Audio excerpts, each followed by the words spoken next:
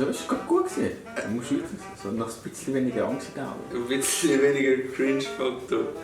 Hallo miteinander, jeder von euch kennt es. Man hat mega coole Ideen, aber entweder fehlt der Raum oder die Leute dazu oder das Geld dazu fehlt. Und für das entsteht jetzt der Hobbykeller. Der Hobbykeller wird verschiedenste Räume im Raum Glarus erschaffen, wo dann jeder, der dabei ist, einfach möglichst günstig nutzen kann. Also das Ziel ist wirklich, dass man die Ressourcen, die schon vorhanden sind, teilt und durch das dann erstens Kontakt bekommt, also wirklich Netzwerke, dass man das Zeug wirklich machen kann, was man will. Und zweitens auch, dass es möglichst günstig wird und jeder die Möglichkeit hat, alles zu tun.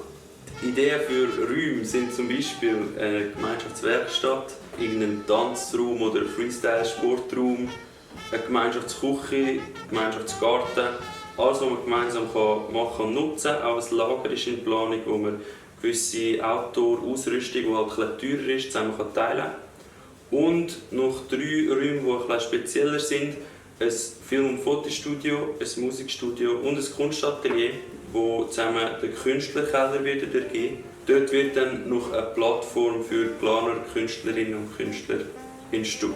Wenn euch das interessiert, dürft ihr gerne Kontakt aufnehmen, wenn ihr irgendwelche Ideen habt für irgendeinen Raum. Wir sind offen für alles und folgt überall, wo es zu folgen gibt. Und danke noch fürs Zuhören. Bis bald.